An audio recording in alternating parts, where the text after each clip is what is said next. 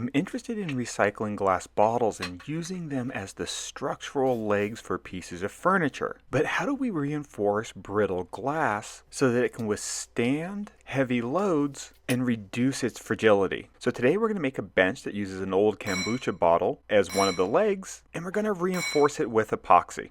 This is the bottle that I used. I scraped off the label and then washed it to get all of the adhesive off. And now I want to drill a couple of holes in a piece of ash. I want a wider hole on the bottom that the neck of the bottle will fit into, and a smaller hole from the top down so you don't see the top lip of the glass. I started with a pilot hole that went all the way through and then drilled holes on either side of the board. I want the bottle to fit in snugly, but I don't want the hole to be so tight that I have to hammer the bottle in. The glass bottle has a rounded shoulder, so I use my palm router to route out the larger hole on the bottom to create a profile in the wood that the bottle would fit snugly into. Now I can do a check fit on the bottle and then measure the height from the bottom of the board to the bottom of the bottle. This measurement tells me how much I need to cut off the other end of the piece of ash to create the wooden leg on the other side. I'm just going to make this cut using my circular saw, guided by my Kreg portable crosscut. I use my palm router to round over the edges of the board. I did this on both sides as well as on the wooden leg piece. Now I did trim this leg down a little bit so it would be narrower than the top board. I've been using palm routers quite a bit. They're a pretty handy tool, and what I like about them is that they don't take up a lot of space. And if you're more of a DIYer than a fancy woodworker, they can elevate DIY projects without breaking the budget. I traced the outline of the wooden leg onto the underside of the top board. And now I can use my new Kreg clamps to clamp a couple pieces of scrap to either side so that when I use my flush trim bit on my palm router, I have some guidance so that I don't route too far on either side. I did just handheld it though around either end. For those kind of short distances, I'm relatively accurate just using a firm grip. This ash is about 1 3/4 of an inch thick, and I just routed down about 3/4 of an inch. The leg fits in nicely, but before I glue it in, I want to do all my sanding, pre-finish, and staining. I sanded the wood up to 220 grit with my Orbital sander, checked to make sure all the pieces were fitting together nicely, and that the top of my bench was level, before drilling some pilot holes through the bottom of the leg cavity. I'm going to add screws from the top, and I want to drill out some holes so that I can cover the tops of the screws with wood plugs.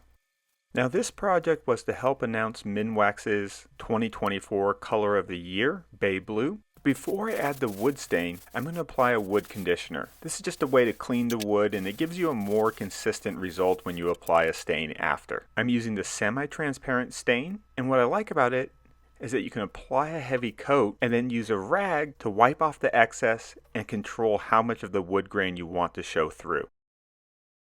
Once the stain had fully dried, I added some glue into the recess and clamped down the leg. Now I can drive my screws in from the top and then cut some dowels to cover up the heads.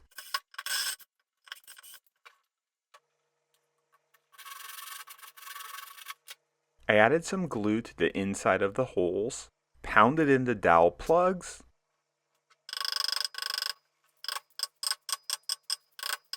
and then just did a real light sanding to make sure everything was smooth before going back to the Minwax wood stain and staining the dowels and touching up around the little areas around them where I'd kind of scuffed up the stain.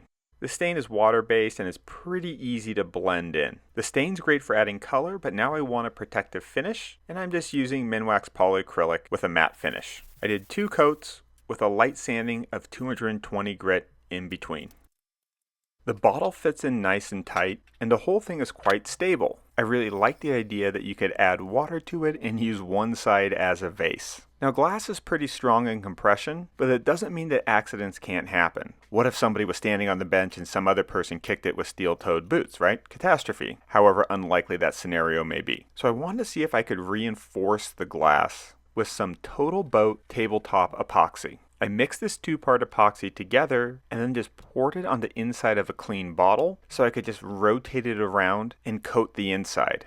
Now in mixing the epoxy, which I did pretty vigorously, I added quite a few bubbles. I don't necessarily mind bubbles in epoxy. I think it gives it a more authentic feel, like a margarita glass. But I'll show you a little bit later on how I used a vacuum pot to remove some of those bubbles. I also experimented with some color in a way that was very reminiscent of a Pepto-Bismol commercial. Now I have been interested in reducing the amount of bubbles in my epoxy pours, so I ordered a vacuum pot which came with this little vacuum compressor and decided to give that a try. I mixed the epoxy and then placed the containers inside the vacuum pot, and when I create a vacuum in it, you can see the bubbles come up to the surface, and then when I let air back in, a lot of those bubbles disappear. I repeated this process multiple times once I had coated the inside of the bottles, and I was able to get rid of about 70 to 80% of the bubbles versus the bottles that I had coated without the vacuum pot. I think this could be a pretty interesting product line. It's not an expensive project in terms of material. It's pretty eye-catching. There's a nice little novelty factor to it. But let's get to the question of what happens if the bottle breaks. I loaded up the bench with 90 pounds and then hit it pretty good with a hammer. I was pleased to see that the whole thing didn't collapse when it did break, and I think if I added a second layer inside and then an additional layer on the outside, all of the glass would have been contained. And this is the general idea around safety glass. It's not that it's indestructible, it's just that when it does break, there's secondary layers to help control what happens to the pieces.